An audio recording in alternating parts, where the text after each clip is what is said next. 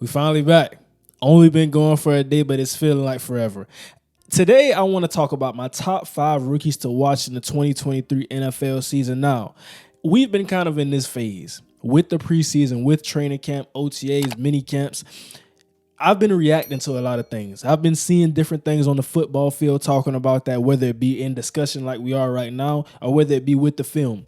But I think there's something to be said about presenting my own ideas, talking about some of the things that I see, and just having basic topic discussions rather than talking about something that I saw in the game or something that happened as far as a trade or a roster cut. We have roster cuts going on right now. So I want to give you my list. And understanding that, I want to say, disclaimer, before we get into the list, we're not going to have the same list. That's perfectly fine. There's nothing wrong with having different ideas. If we all had the same ideas, we would never even be here for this video. It wouldn't be a point. But I do want to say that when you look at my list and you hear my reasoning for my guys, I want to hear your list as well. So comment that down below as you follow along with me. And I have 5 positions. I have a quarterback, a running back, a wide receiver, a tight end, and an offensive lineman. Now, getting started off with my quarterback, Anthony Richardson.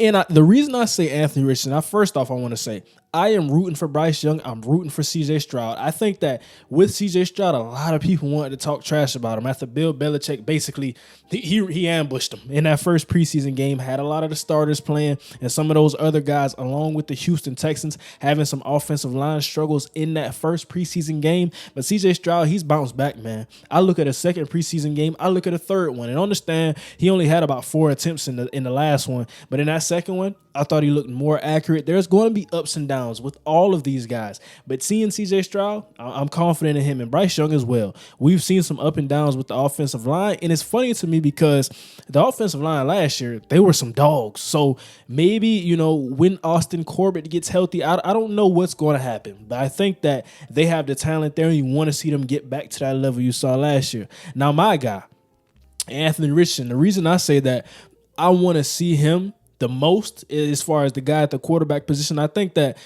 I'm still trying to get acclimated and still used to the point that I've never seen a guy like Anthony Richardson. I grew up watching Cam Newton. I grew up watching some of the other guys. I'm only 20 years old, so I haven't saw all of the guys, but I've saw highlights, different full games. Didn't get to grow up seeing them actually, but I think it's fair to say, and I think a lot of you guys can agree, we've never seen anything quite like Anthony Richardson.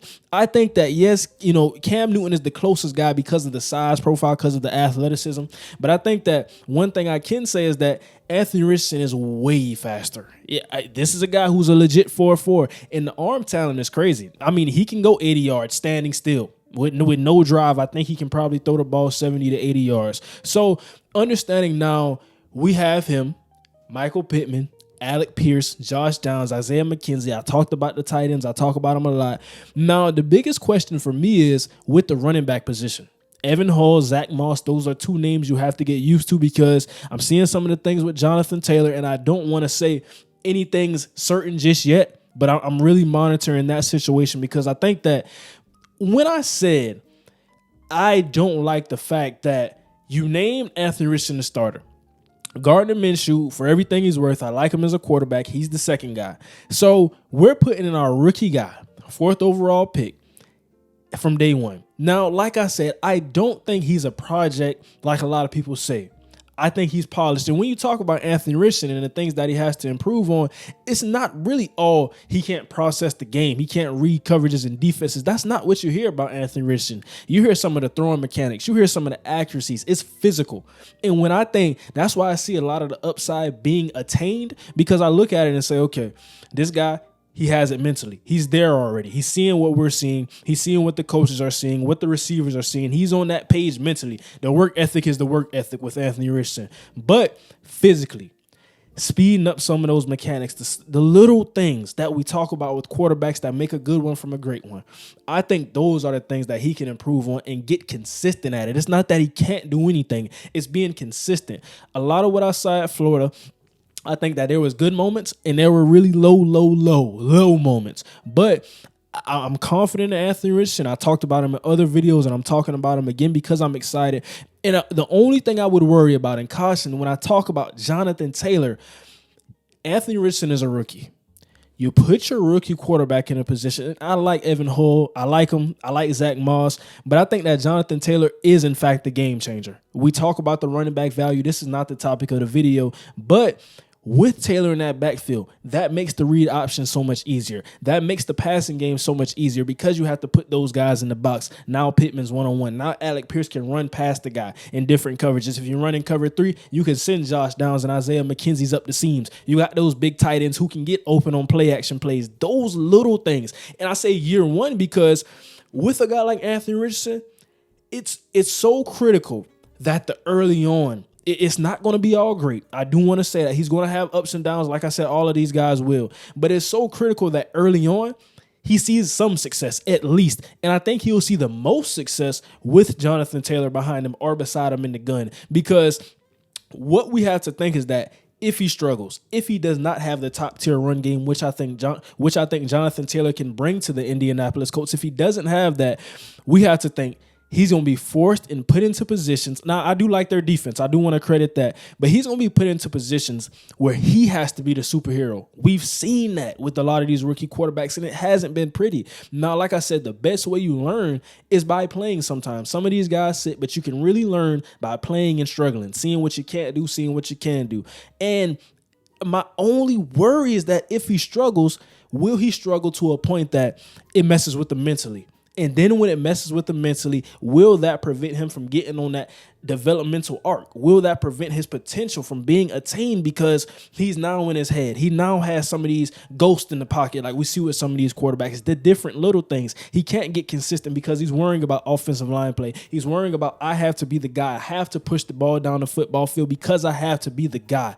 That is my only concern. And I wanted to get to that point because I said Jonathan Taylor has to be the guy for this team. And I still stand firm with that. I think that with Jonathan Taylor, I'm extremely excited about Anthony Richardson. Without him, I just voiced to you, those will be my concerns. But like I said, we haven't truly seen anything like him. I think he's going to be a star. I think, with time and development, with the coaching staff, Shane Steichen, all the things they have, I'm brought in on this guy. And I think he'll easily become a fan favorite quicker than later with all of the talent that he has, all of the highlight plays he'll make. So I want to have him for my quarterback. My running back, though, that's Bijan Robinson. And, there are some guys, and I know what you're thinking right now. There's some guys who will be missed on this list. So just like it and comment and subscribe for a part 2. We can get that up. But I think Bijan Robinson, and there's some really good backs in this class. We talked about this being one of the deeper running back classes. And it's funny because all of those guys didn't get drafted. I thought Dwayne McBride would be a day 2 pick.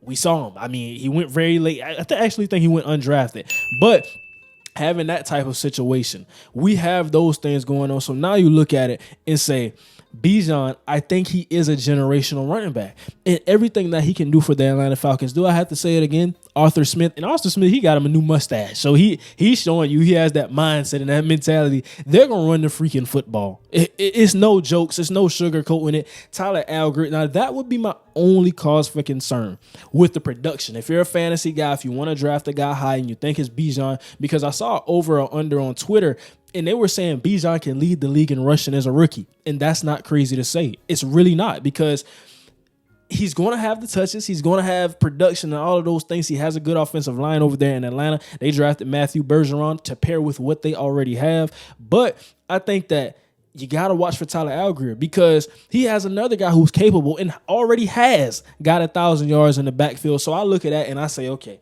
I like Bijan. I love everything he's going to bring, but I got to pause. And Cordell, they're probably going to use him more as that slash running back archetype, but he's still going to get carries in the backfield. So for the Atlanta Falcons, it's good for Bijan and his production in the draft. The fantasy guys, it may be a cause for concern. So I want to say that. But contact balance, vision, can catch the football, agility. When I talk about running backs, I say you want to get east to west as quick as you get north to south. And that's what you see with Bijan. The jump cuts, the one cut ability, then getting back up the field. You want to get east to west. Okay, we're jumping from this gap to this gap. Now we're getting back vertical. He can do that. And I talk about Chris Johnson because he broke down this beautifully. Chris Johnson is a guy who ran for 2K, CJ 2K, so he knows what he's talking about. And he talked about Bijan in such a glowing manner. And even the running backs coach, him sharing the backfield with Roschon Johnson, that's just something I look at and something I pay attention to. So I really like to see that with that guy. I mean, the sky's the limit. in the rookie season for Bijan. I do not know what the Atlanta Falcons will be as a team,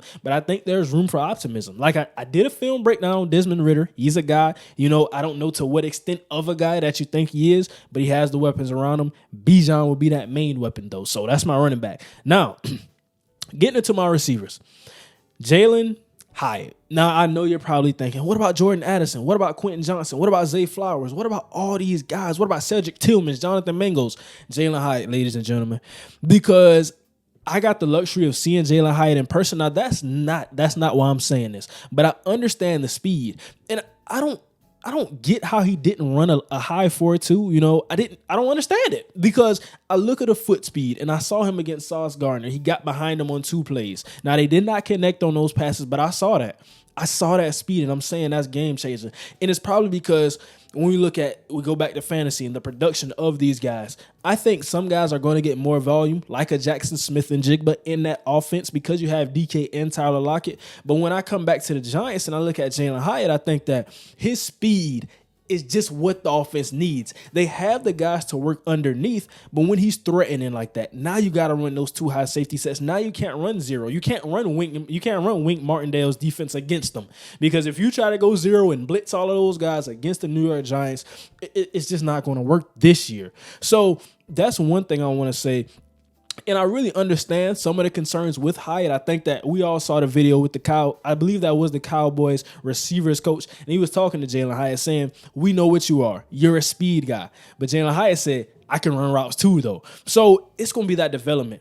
Getting working on those hands, getting more acclimated to a steeper route tree. When we saw him at Tennessee, a lot of people say that was not a prototypical NFL offense. We all heard it. That was the thing with Hendon Hooker. That was the thing with Cedric Tillman. But all of those guys have produced in that system, and I think Jaylin Hyatt, with some more time, I think he'll be a guy who flashes early. I truly do. So he's a guy I'm looking at. I mean, I saw him as an early day 2 pick. I truly did. And I saw some of the mock drafts because I did follow the NFL draft. Some teams had him mocked in the late first. So him going in the 3rd round to the New York Giants, that's just a blessing for Daniel Jones, for everybody involved. And that is my receiver that I'm watching. I think he can be an electric guy in that room. He's going to be a deep threat. And he probably, with development, can be more in due time. Now, my tight end is a special guy. And probably, I think, other than Bijan, I mean, we talk about players and positions. And I say who's the best player. It's hard to say. But, ladies and gentlemen, Dalton Kincaid is on my radar. The Buffalo Bills have a tight end. Now, they got Dawson Knox as well, but Dalton Kincaid is a little different. And we're seeing him in preseason. He's drawing these holding calls already. He's doing all these different things already. Josh Allen, you got you a guy. And I think he can easily, this year, I'm very high on Dalton Kincaid. I want to say that so you understand where I'm coming from and why I may say some of these things. I think he can be their number 2 as early as this year. I love Gabe Davis. I love Khalil Shakir. They have some guys in the room. But I think that Stephon Diggs, he's above and beyond. He can get you 1,400 to 1,500 in a given season. But with Gabe Davis, with Dalton Kincaid, I think that Dalton Kincaid could be that guy. I truly do. Now, what he's going to bring, they're going to run a lot of 12 personnel. They're going to have the 2 tight end sets because you still want to keep Knox involved. You want to bring his blocking. I'm not the highest on Dalton Kincaid as a blocker, as a physical presence, but he can run routes. And like I said, he's drawing those pass interferences. So we're already seeing it at an early stage. He has hands. He has a catch radius, everything you want. And then you pair that with Josh Allen, I think it's going to be very special. Now I want to touch on my last guy, and that's the offensive line. We got to love the trench play. What will we be without the trenches? Bijan doesn't succeed without the trenches. Anthony Richardson doesn't succeed without the trenches. Jaylin Hyatt doesn't succeed without the trenches. The same for Dalton Kincaid. Darnell Wright is my tackle to watch and my offensive lineman to watch. Like, I do want to clarify that. I said offensive lineman because that's of the general group with the position groups. I'm just thinking about the Chicago Bears. I think about how they run the football. I think about how they're going to get him on the move. Some of the different things. I mean, this is a guy who did the wide receivers conditioning test. It wasn't on purpose, but he did it. So he's showing that he's dedicated. He's showing that he's in shape. I did not get to touch on that in particular, that aspect of what he did. I believe this was in training camp when he did that wide receivers conditioning test. But you got your offensive lineman doing that. He's dropping weight because he's dedicated. He could have said, this isn't right. He could have double checked. He didn't care. He put in the work and he did it. I take value into that. I take stock into that. And I think that Woody already, now he has the title. Will Anderson's father. He has that title. A lot of people are going to say he sunned Will Anderson in the Tennessee versus Alabama game. I think it's getting a bit far-fetched to this point. I like Will Anderson as well. But in the passing game, I think we're seeing daily improvements. From what we've seen in the preseason, there's been a lot of film breakdowns on Darnell Wright. And in the run game, he's a mauler. I think we already know that. So seeing him getting in more shape, he's going to add to more of the blocking schemes he can be in. He can run the wide zones. He can run the power schemes. He's versatile. I think you have yourselves a franchise tackle in Darnell Wright. So the only thing I would say is that once he becomes that shutdown pass protector, it's going to take a minute. It's going to be ups and downs with all of these players like I talked about. But I think in the run game, he's ready. With all of the hand placement, the physicality, the athleticism, it's there for Darnell Wright. And I think that's why we were higher on him as a tackle prospect. He was kind of a late riser. We looked at some of the guys. I think you see Anton Harrison in Jacksonville. I think you see Broderick Jones. I think you see Paris Johnson Jr. We see those guys, but I think Darnell Wright, he jumped. The only guy he didn't jump with, I mean, we could say Peter Skoronski. I think he's probably going to project as a guard, but he was one of those guys in there as well. He went pretty high, but Darnell Wright still went higher than him. So that's what we could say. The only guy he didn't jump was Paris Johnson Jr. So teams caught on a little bit as we got closer to the draft process. They said, okay, who's that guy in Tennessee? Who's that guy playing right tackle that played a little bit of left tackle in prior seasons? That's Darnell Wright. So the Chicago Bears got them one for a team that was looking for offensive line help, and I'm ready to watch them. I'm ready to do film breakdowns on them. I think the only offensive lineman I've done a film breakdown on was Christian Lindstrom, and that was an Atlanta Falcons guy. And guess who's running behind that Atlanta Falcons guy? Bijan Robinson. So you see what we have going on with the list. We got a lot of talent there. We got a lot of guys who will be productive. Like I said, like, comment, and subscribe for a part 2. There is some guys, I didn't miss anybody, but I can only fit so many guys on the list. This is not an all team where we have a first team, second team, but I can create another list with 5 more guys of the same position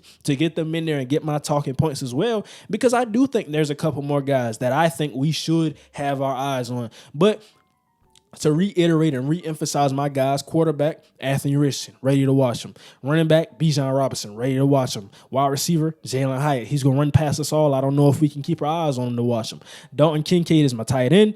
Darnell Wright is my tackle. Let me know down below in the comments what you think about this. And of course, I'm a defensive guy. If you follow this channel, you know I'm a defensive guy. So you know the defensive list will come out this week. It's almost game week. It's approximately a week and 3 days before the Detroit Lions kick off in Arrowhead Stadium. I'm ready to watch it all. I'm ready for the film breakdowns. I'm ready for the talks, all of the things that are going to happen with the NFL season. That's going to do it for today's show. Don't forget to like, comment, and subscribe once again, because this is the season. This is the season where 24-hour sports and all of the supporters with me, we're jumping into the algorithm. We're jumping on top of the map. It's time to go. That's going to do it for today once again. And now, we out.